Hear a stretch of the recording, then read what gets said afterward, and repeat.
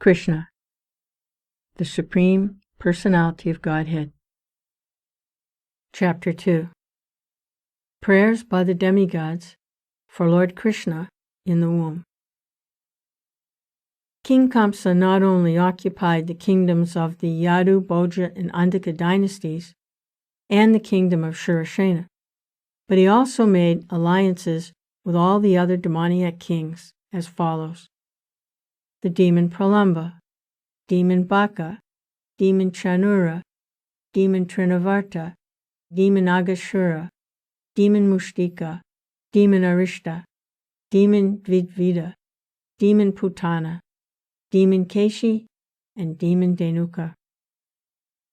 At that time, Jarasandha was the king of Magadha province, known at present as Bihar state. Thus, by his diplomatic policy, Kamsa consolidated the most powerful kingdom of his time, under the protection of Jarasandha. He made further alliances with such kings as Banashura and Bhaumashura until he was the strongest. Then he began to behave most inimically towards the Yadu dynasty, into which Krishna was to take his birth. Being harassed by Kamsa, the kings of the Yadu, Bhoja, and Andhika dynasties began to take shelter in different states, such as the state of the Kurus, the state of the Panchalas, and the states known as Kekaya, Shalva, Vidarbha, Nishada, Videha, and Koshala. Kamsa broke the solidarity of the Yadu kingdom, as well as the Bhoja and Andhika. He made his position the most solid within the vast tract of land known at that time as Bharatavarsha. When Kamsa killed the 6 babies of Devaki and Vasudeva, one after another, many friends and relatives of Kamsa approached him and requested him to discontinue these heinous activities. But all of them became worshippers of Kamsa. When Devaki became pregnant for the 7th time, a plenary expansion of Krishna, known as Ananta, appeared within her womb. Devaki was overwhelmed both with jubilation and lamentation. She was joyful, for she could understand that Lord Vishnu had taken shelter within her womb. But at the same time she was sorry that as soon as her child would come out, Kamsa would kill him. At that time, the Supreme Personality of Godhead, Krishna, being compassionate upon the fearful condition of the Yadus due to the atrocities committed by Kamsa, ordered the appearance of his Yogamaya, or his internal potency. Krishna is the Lord of the universe, but he is especially the Lord of the Yadu dynasty. This Yogamaya is the principal potency of the personality of Godhead. In the Vedas, it is stated that the Lord, the Supreme Personality of Godhead, has multi-potencies. Parasha Shaktir Vividhaiva Shruyate. All the different potencies are acting externally and internally, and Yogamaya is the chief of all potencies. He ordered the appearance of Yogamaya in the land of Rajabhumi and Vrindavan, which is always decorated and full with beautiful cows. In Vrindavan, Rohini, one of the wives of Vasudeva, was residing at the house of King Nanda and Queen Yasoda. Not only Rohini, but many others in the Yadu dynasty were scattered all over the country due to their fear of the atrocities of Kamsa. Some of them were even living in the caves of the mountains. The Lord thus informed Yogamaya, quote, "Under the imprisonment of Kamsa are Devaki and Vasudeva, and at the present moment, my plenary expansion, Sesha, is within the womb of Devaki. You can arrange the transfer of Sesha from the womb of Devaki to the womb of Rohini. After this arrangement, I am personally going to appear in the womb of Devaki with my full potencies. Then I shall appear as the son of Devaki, Vasudeva, and you shall appear as the daughter of Nanda and Yasoda in Vrindavan. Since you will appear as my contemporary sister, people within the world will worship you with all kinds of valuable presentations. Incense, candles, flowers, and offerings of sacrifice. You shall quickly satisfy their desires for sense gratification. People who are after materialistic affection will worship you under the different forms of your expansions, which will be named Durga, Bhadrakali, Vijaya, Vaishnavi, Kumuda, Chandika, Krishna, Madhavi, Kanyaka, Maya, Narayani, Ishani, Sarada, and Ambika. End quote. Krishna and Yogamaya appeared as brother and sister, the Supreme Powerful and the Supreme Power. Although there is no clear distinction between the powerful and the power, power is always subordinate to the powerful. Those who are materialistic are worshippers of the power, but those who are transcendentalists are worshippers of the powerful. Krishna is the Supreme Powerful, and Durga is the Supreme Power within the material world. Actually, people in the Vedic culture worship both the powerful and the power. There are many hundreds of thousands of temples of Vishnu and Devi, and sometimes they are worshipped simultaneously. The worshipper of the power, Durga, or the external energy of Krishna, may achieve all kinds of material success very easily. But anyone who wants to be elevated transcendentally must engage in worshipping the powerful in Krishna consciousness. The Lord also declared to Yogamaya that his plenary expansion, Anantasesha, was within the womb of Devaki. On account of being forcibly attracted to the womb of Rohini, he would be known as Shankarshan and would be the source of all spiritual power, or bala, by which one could be able to attain the highest bliss of life, which is called Ramana.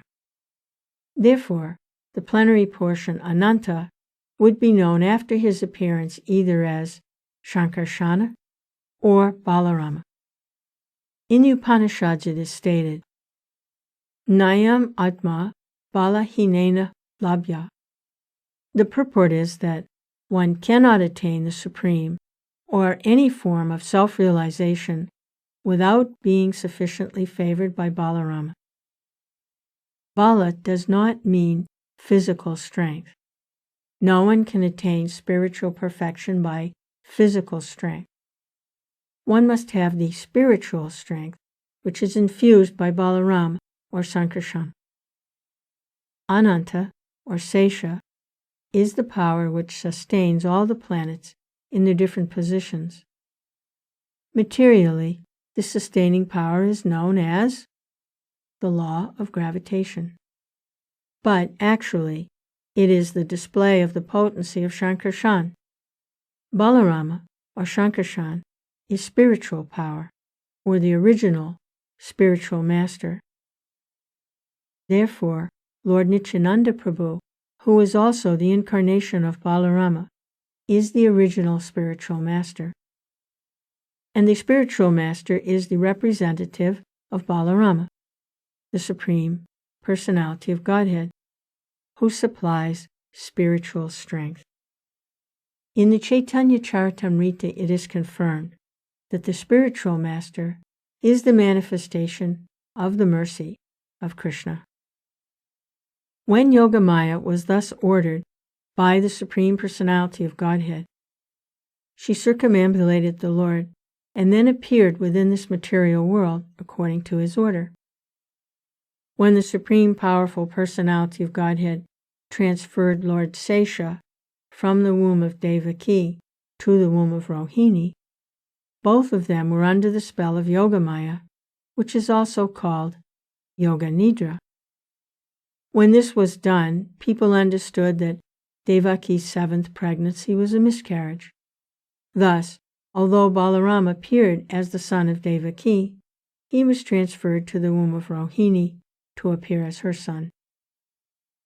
After this arrangement, the Supreme Personality of Godhead, Krishna, who was always ready to place his full potencies in his unalloyed devotees, entered as the Lord of the whole creation within the mind of Vasudeva.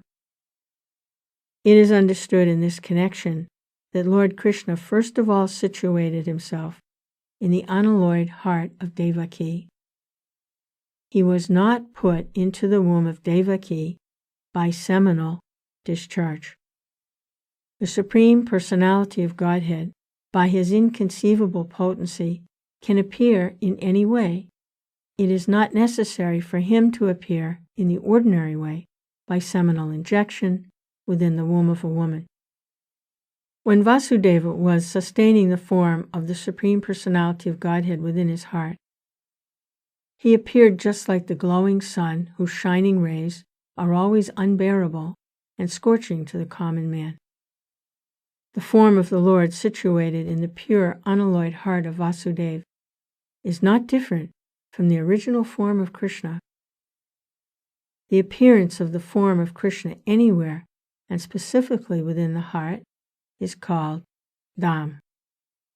Dham does not only refer to Krishna's form, but his name, his form, his quality, and his paraphernalia. Everything becomes manifest simultaneously. Thus, the eternal form of the Supreme Personality of Godhead with full potencies was transferred from the mind of Vasudeva to the mind of Devaki, exactly as the setting sun's rays are transferred to the full moon rising in the east. Krishna, the Supreme Personality of Godhead, entered the body of Devaki from the body of Vasudeva. He was beyond the conditions of the ordinary living entity. When Krishna is there, it is to be understood that all his plenary expansions, such as Narayana, and incarnations like Lord Nrsimha, Varaha, etc., are with him, and they are not subject to the conditions of material existence. In this way, Devaki became the residence of the Supreme Personality of Godhead, who is one without a second and the cause of all creation.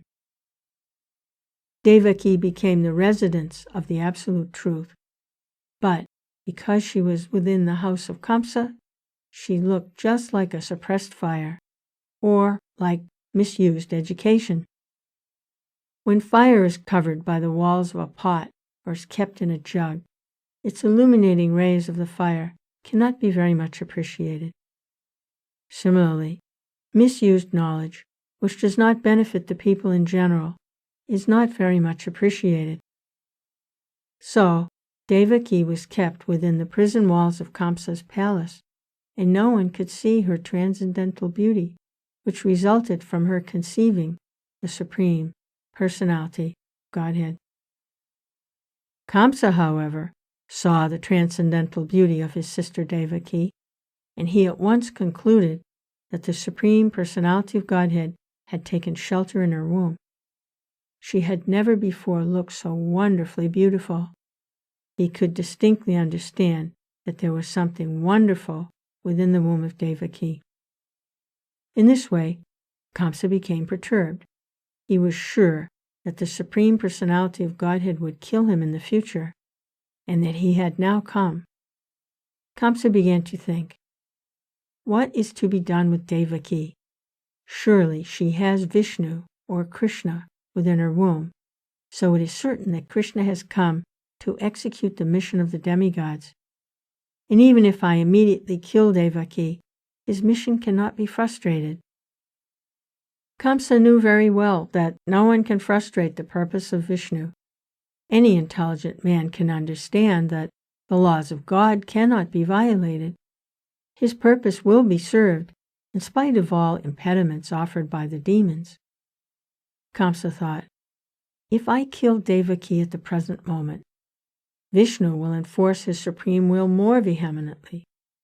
To kill Devaki just now would be a most abominable act. No one desires to kill his reputation, even in an awkward situation. If I kill Devaki now, my reputation will be spoiled. Devaki is a woman. She is under my shelter. She is pregnant, and if I kill her, immediately all my reputation, the result of pious activities and duration of life, will be finished. He further deliberated. A person who is too cruel, even in this lifetime, is as good as dead.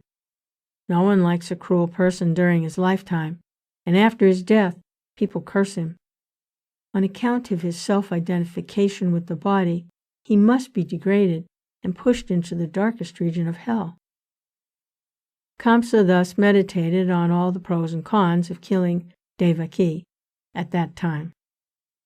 Kamsa finally decided not to kill Devaki right away, but to wait for the inevitable future. But his mind became absorbed in animosity against the personality of Godhead. He patiently waited for the deliverance of the child, expecting to kill him, as he had done previously with the other babies of Devaki. Thus, being merged in the ocean of animosity against the personality of Godhead, he began to think of Krishna and Vishnu while sitting, while sleeping, while walking, while eating, while working, in all the situations of his life. His mind became so much absorbed with the thought of the Supreme Personality of Godhead that indirectly he could see only Krishna or Vishnu around him. Unfortunately, although his mind was so absorbed in the thought of Vishnu, he is not recognized as a devotee, because he was thinking of Krishna as an enemy. The state of mind of a great devotee is also to be always absorbed in Krishna, but a devotee thinks of him favorably, not unfavorably.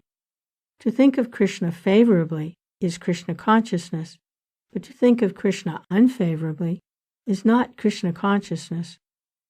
At this time, Lord Brahma and Lord Shiva, accompanied by great sages like Narada, and followed by many other demigods, invisibly appeared in the house of Kamsa. They began to pray for the Supreme Personality of Godhead in select prayers, which are very pleasing to the devotees, and which award fulfillment of the desires. The first words they spoke acclaimed that the Lord is true to his vow. As stated in the Bhagavad Gita, Krishna descends in this material world just to protect the pious and destroy the impious. That is his vow. The demigods could understand that the Lord had taken his residence within the womb of Devaki in order to fulfill this vow. The demigods were very glad that the Lord was appearing to fulfill his mission, and they addressed him as Satyam Param, or the Supreme Absolute Truth. Everyone is searching after the truth. That is the philosophical way of life. The demigods give information that the Supreme Absolute Truth is Krishna. One who becomes fully Krishna conscious can attain the Absolute Truth. Krishna is the Absolute Truth. Relative truth is not truth in all the three phases of eternal time. Time is divided into past, present, and future. Krishna is truth always, past, present, and future. In the material world, everything is being controlled by supreme time, in the course of past, present, and future. But before the creation, Krishna was existing, and when there is creation, everything is resting in Krishna, and when this creation is finished, Krishna will remain. Therefore, he is absolute truth in all circumstances. If there is any truth within this material world, it emanates from the Supreme Truth, Krishna. If there is any opulence within this material world, the cause of the opulence is Krishna. If there is any reputation within this material world, the cause of the reputation is Krishna. If there is any strength within this material world, the cause of such strength is Krishna. If there is any wisdom and education within this material world, the cause of such wisdom and education is Krishna. Therefore, Krishna is the source of all relative truths. This material world is composed of 5 principal elements: earth, water, fire, air, and ether. And all such elements are emanations from Krishna. The material scientists accept these primary 5 elements as the cause of material manifestation, but the elements in their gross and subtle states are produced by Krishna. The living entities who are working within this material world are also products of his marginal potency. In the 7th chapter of the Bhagavad Gita, it is clearly stated that the whole manifestation is a combination of 2 kinds of energies of Krishna: the superior energy and the inferior energy. The living entities are the superior energy, and the dead material elements are his inferior energy. In its dormant stage, everything remains in Krishna. The demigods continued to offer their respectful prayers unto the supreme form of the personality of Godhead Krishna by analytical study of the material manifestation.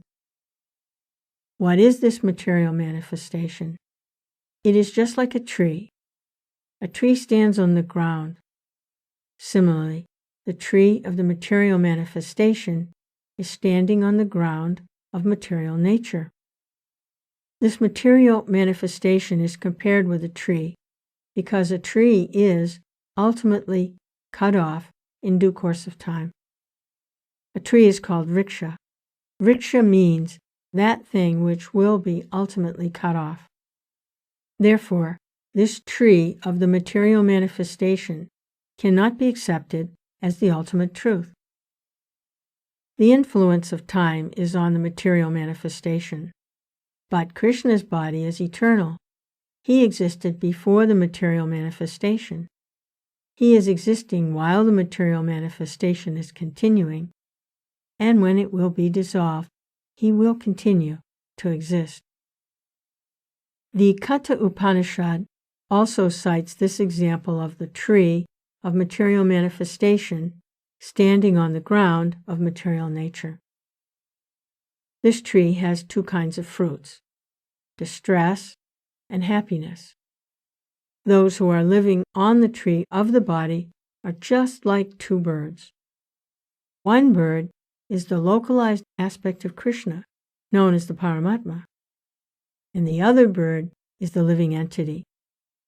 The living entity is eating the fruits of this material manifestation. Sometimes he eats the fruit of happiness, and sometimes he eats the fruit of distress. But the other bird is not interested in eating the fruit of distress or happiness, because he is self-satisfied. The Katha Upanishad states that one bird on the tree of the body is eating the fruits, and the other bird is simply witnessing. The roots of this tree extend in 3 directions. That means the root of the tree is the 3 modes of material nature: goodness, passion, and ignorance. Just as the tree's root expands, so, by association of the modes of material nature, goodness, passion, and ignorance, one expands his duration of material existence. The taste of the fruits are of 4 kinds: religiosity, economic development, sense gratification, and ultimately liberation. According to the different associations in the 3 modes of material nature, the living entities are tasting different kinds of religiosity, different kinds of economic development, different kinds of sense gratification, and different kinds of liberation. Practically all material work is performed in ignorance, but because there are 3 qualities, sometimes the quality of ignorance is covered with goodness or passion. The taste of these material fruits is accepted through 5 senses. The 5 sense organs through which knowledge is acquired are subjected to 6 kinds of whips: lamentation, illusion, infirmity, death, hunger, and thirst. This material body, or the material manifestation, is covered by 7 layers: skin, muscle, flesh, marrow, bone, fat, and semen. The branches of the tree are 8: earth, water, fire, air, ether, mind, intelligence, and ego. There are 9 gates in this body: 2 eyes, 2 nostrils, 2 ears, 1 mouth, 1 genital, and 1 rectum. And there are 10 kinds of internal air passing within the body: prana, apana, udana, vyana, samana, etc. The 2 birds seated in this tree, as explained above, are the living entity and the localized Supreme Personality of Godhead. The root cause of the material manifestation described here is the Supreme Personality of Godhead. The Supreme Personality of Godhead expands himself and takes charge of the 3 qualities of the material world. Vishnu takes charge of the modes of goodness. Brahma takes charge of the modes of passion. And Lord Shiva takes charge of the modes of ignorance. Brahma, by the modes of passion, creates this manifestation. Lord Vishnu maintains this manifestation by the modes of goodness, and Lord Shiva annihilates it by the modes of ignorance. The whole creation ultimately rests on the Supreme Lord. He is the cause of creation, maintenance, and dissolution. And when the whole manifestation is dissolved in its subtle form as the energy of the Lord, it rests within the body of the Supreme Lord. Quote, "At the present," the demigods prayed, "the Supreme Lord Krishna is appearing just for the maintenance of this manifestation." End quote. Actually, the Supreme Cause is one, but being deluded by the 3 modes of material nature, less intelligent persons see that the material world is manifested through different causes. Those who are intelligent can see that the cause is one, Krishna. It is stated in the Brahma Samhita, Sarva Karana Karanam. Krishna, the Supreme Personality of Godhead, is the cause of all causes. Brahma is the deputed agent for creation. Vishnu is the expansion of Krishna for maintenance, and Lord Shiva is the expansion of Krishna for dissolution. Our dear Lord, the demigods prayed, it is very difficult to understand your eternal form of personality. People in general are unable to understand your actual form. You are personally descending to exhibit your original eternal form. Somehow people can understand the different incarnations of your Lordship, but they are puzzled to understand the eternal form of Krishna with 2 hands, moving among human beings exactly like one of them. This eternal form of your Lordship is ever increasing in transcendental pleasure for the devotees. But for the non-devotees, this form is very dangerous. As stated in the Bhagavad Gita, Krishna is very pleasing to the sadhu. It is said, Paritranaya sadhunam. But this form is very dangerous for the demons, because Krishna also descends to kill the demons. He is therefore simultaneously pleasing to the devotees and dangerous to the demons. Our dear lotus-eyed Lord, you are the source of pure goodness. There are many great sages who simply by samadhi, or transcendentally meditating upon your lotus feet, and thus being absorbed in your thought, have easily transformed the great ocean of nescience created by the material nature to no more than water in a calf's hoof print. The purpose of meditation is to focus the mind upon the personality of Godhead, beginning from his lotus feet. Simply by meditation on the lotus feet of the Lord, great sages cross over this vast ocean of material existence without difficulty. O self-illuminated one, the great saintly persons who have crossed over the ocean of nescience by the help of the transcendental boat of your lotus feet have not taken away that boat. It is still lying on this side. The demigods are using a nice simile. If one takes a boat to cross over a river, the boat also goes with one to the other side of the river. And so, when one reaches the destination, how can the same boat be available to those who are still on the other side? To answer this difficulty, the demigods say in their prayer that the boat is not taken away. The devotees, still remaining on the other side, are able to pass over the ocean of material nature, because the pure devotees do not take the boat with them when they cross over. When one simply approaches the boat, the whole ocean of material nescience is reduced to the size of water in a calf's hoof print. Therefore, the devotees do not need to take a boat to the other side. They simply cross the ocean immediately. Because the great saintly persons are compassionate toward all conditioned souls, the boat is still lying at the lotus feet of the Lord. One can meditate upon his feet at any time, and by so doing, one can cross over the great ocean of material existence. Meditation means concentration upon the lotus feet of the Lord. Lotus feet indicate the Supreme Personality of Godhead. Those who are impersonalists do not recognize the lotus feet of the Lord, and therefore their object of meditation is something impersonal. The demigods express their mature verdict that persons who are interested in meditating on something void or impersonal cannot cross over the ocean of nescience. Such persons are simply imagining that they have become liberated.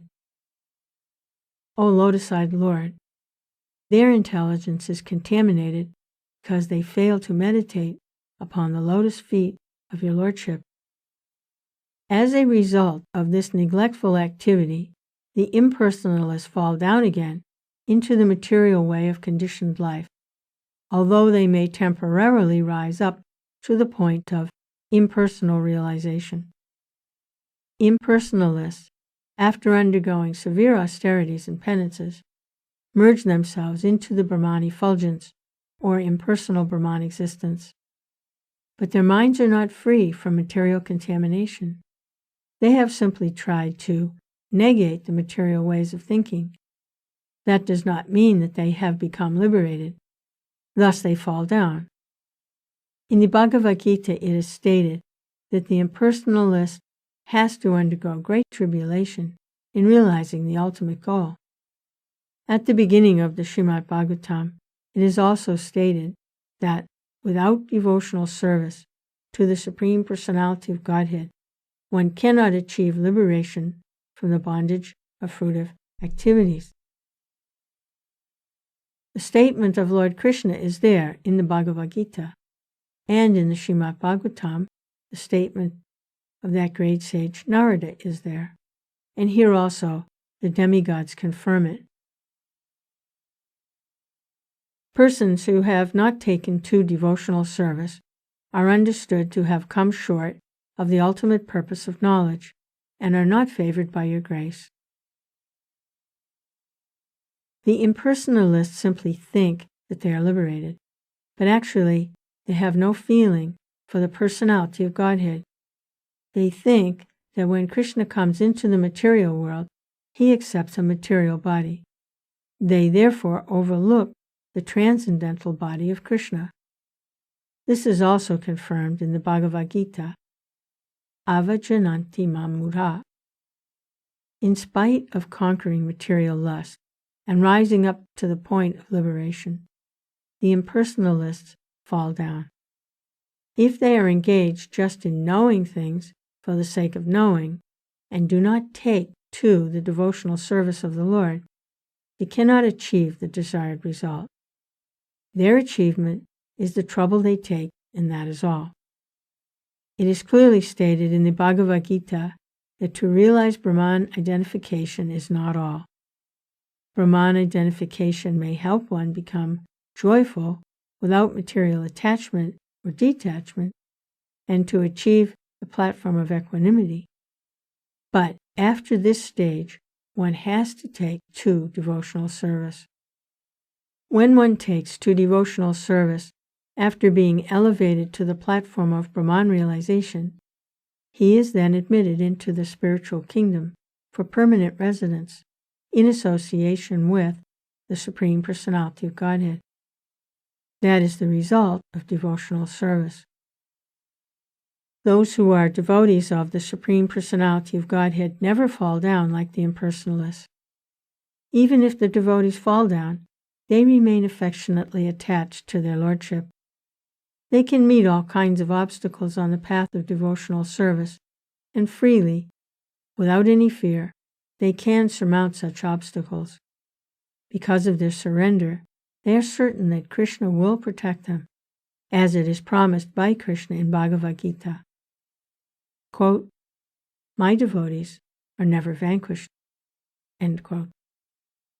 Our dear Lord, you have appeared in your original, unalloyed form, the eternal form of goodness, for the welfare of all living entities within this material world. Taking advantage of your appearance, all of them can now very easily understand the nature and form of the Supreme Personality of Godhead. Persons who belong to the 4 divisions of the social order, the brahmacharis, grihastas, the vanaprasthas, and the sannyasis, can all take advantage of your appearance. Dear Lord, husband of the goddess of fortune, devotees who are dovetailed in your service do not fall down from their high position like the impersonalists. Being protected by you, the devotees are able to traverse over the heads of many of Maya's commanders and chiefs, who can always put stumbling blocks on the path of liberation. My dear Lord, you appear in your transcendental form for the benefit of the living entities, so that they can see you face to face and offer their worshipful sacrifices by ritualistic performance of the Vedas, mystic meditation, and devotional service, as recommended in the scriptures. Dear Lord, if you did not appear in your eternal transcendental form, full of bliss and knowledge, which can eradicate all kinds of speculative ignorance about your position, then all people would simply speculate about you according to their respective modes of material nature. The appearance of Krishna is the answer to all imaginative iconography of the Supreme Personality of Godhead. Everyone imagines the form of the Supreme Personality of Godhead according to his mode of material nature. In the Brahma Samhita, it is said that the Lord is the oldest person. Therefore, a section of religionists imagine that God must be very old, and therefore they depict the form of the Lord like a very old man. But in the same Brahma Samhita, that is contradicted. Although he is the oldest of all living entities, he has an eternal form as a fresh youth. The exact words used in this connection in the Srimad Bhagavatam are Vijnanam Ajnanabhid Apamarjanam. Vijnanam means transcendental knowledge of the Supreme Personality. Vijnanam is also experienced knowledge. Transcendental knowledge has to be accepted by the descending process of disciplic succession, as Brahma presents the knowledge of Krishna in the Brahma Samhita. Brahma Samhita is Vijnanam, as realized by Brahma's transcendental experience, and in that way he presented the form and the pastimes of Krishna in the transcendental abode. Ajnanabhid means that which can match all kinds of speculation. In ignorance, people are imagining the form of the Lord. Sometimes he has no form, and sometimes he has form, according to their different imaginations. But the presentation of Krishna in the Brahma Samhita is Vijnanam, experienced knowledge given by Lord Brahma and accepted by Lord Chaitanya. There is no doubt about it. Sri Krishna's form, Sri Krishna's flute, Krishna's color, everything is reality. Here it is said that this Vijnanam is always defeating all kinds of speculative knowledge.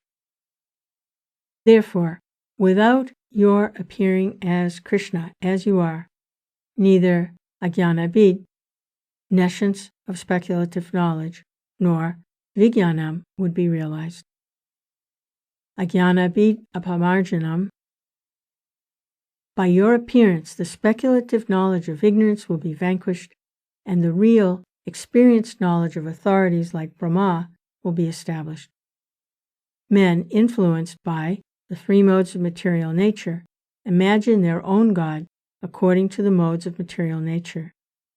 In this way, God is presented in various ways, but your appearance will establish what the real form of God is. The highest blunder committed by the impersonalist is to think that when the incarnation of God comes, he accepts the form of matter in the mode of goodness. Actually, the form of Krishna or Narayana is transcendental to any material idea. Even the greatest impersonalist, Shankaracharya, has admitted that Narayana Parovyaktat, the material creation, is caused by the avyakta, impersonal manifestation of matter, or the non-phenomenal total reservation of matter, and Krishna is transcendental to that material conception. This is expressed in the Srimad Bhagavatam as Sudasattva, or transcendental.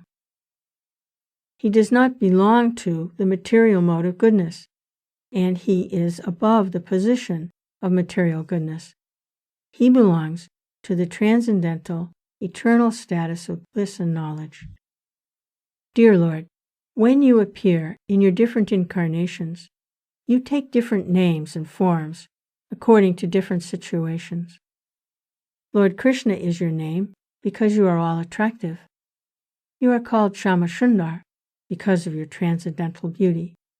Shama means blackish, yet they say that you are more beautiful than thousands of cupids. Kandarpa Koti Kamaniya. Although you appear in a color which is compared to the blackish cloud, because you are transcendental absolute, your beauty is many, many times more attractive than the delicate body of Cupid. Sometimes you are called Giridhari because you lifted the hill known as Govardhan.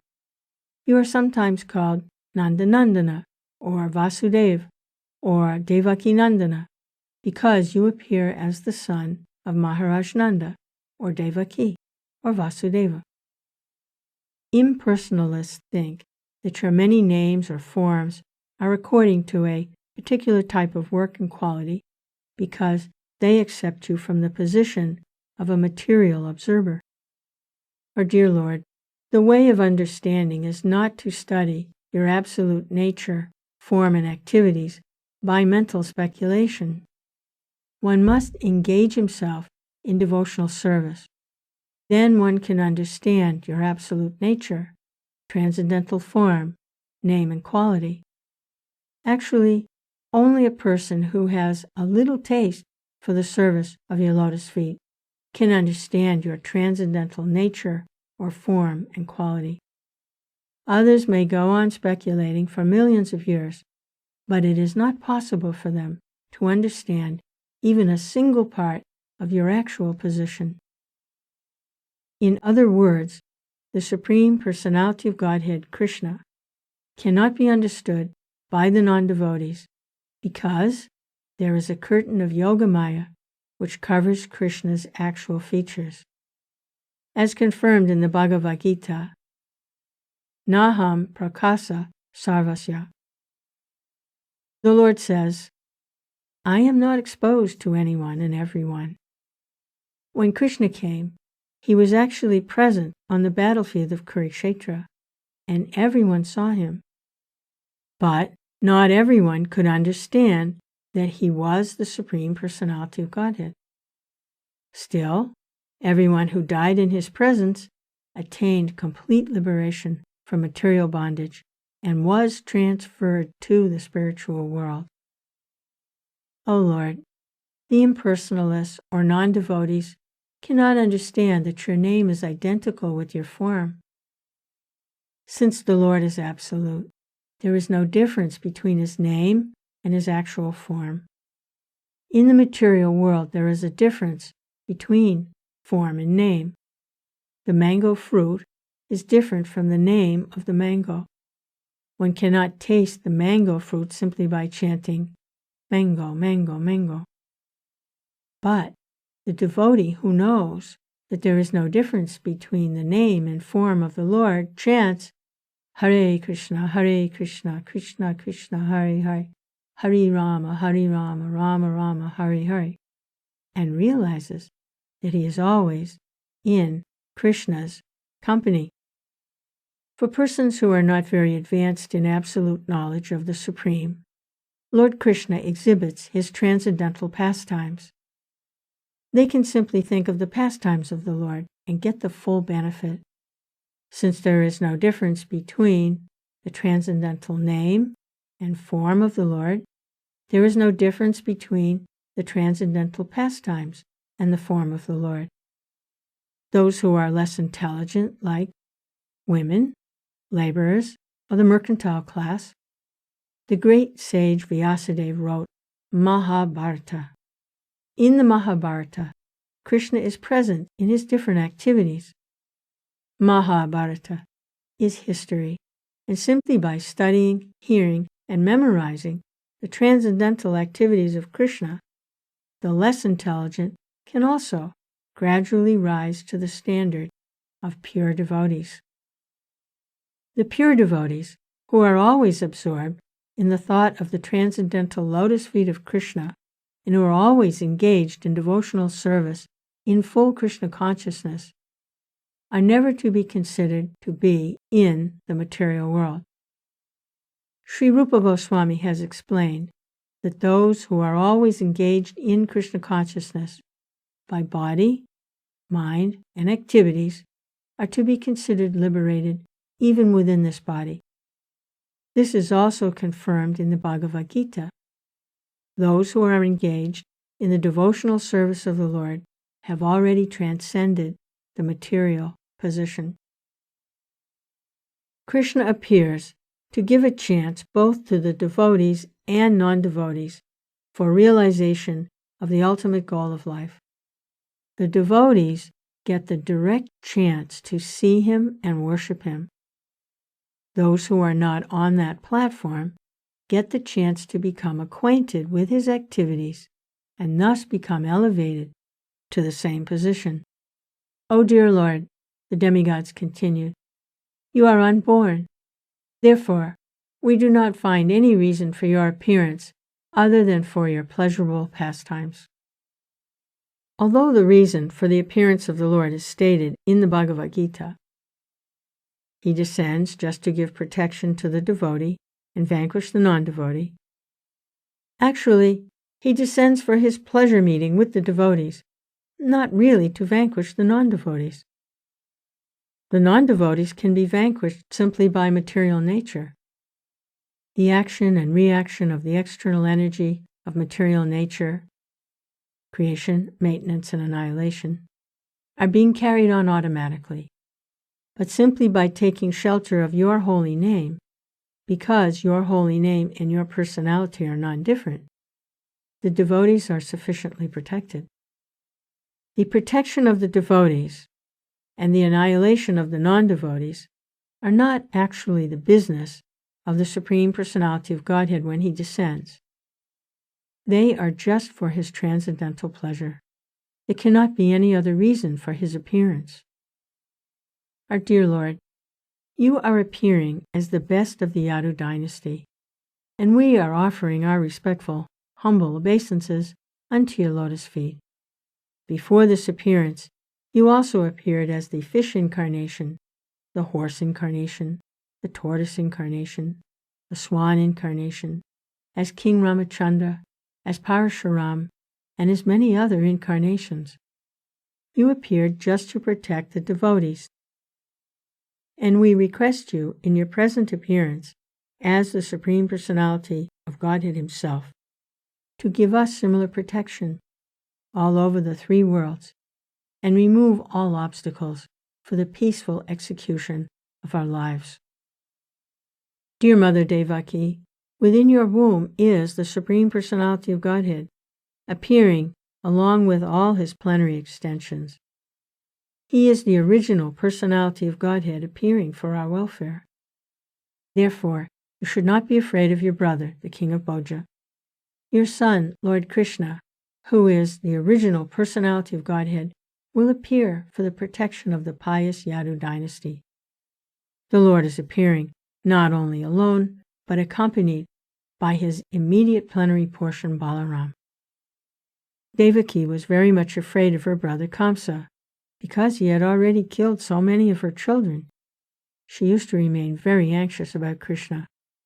In the Vishnu Purana it is stated that in order to pacify Devaki, all the demigods, along with their wives, used to always visit her to encourage her not to be afraid that her son would be killed by Kamsa. Krishna, who was within her womb, was to appear not only to diminish the burden of the world, but specifically to protect the interest of the Yadu dynasty, and certainly to protect Devaki and Vasudeva.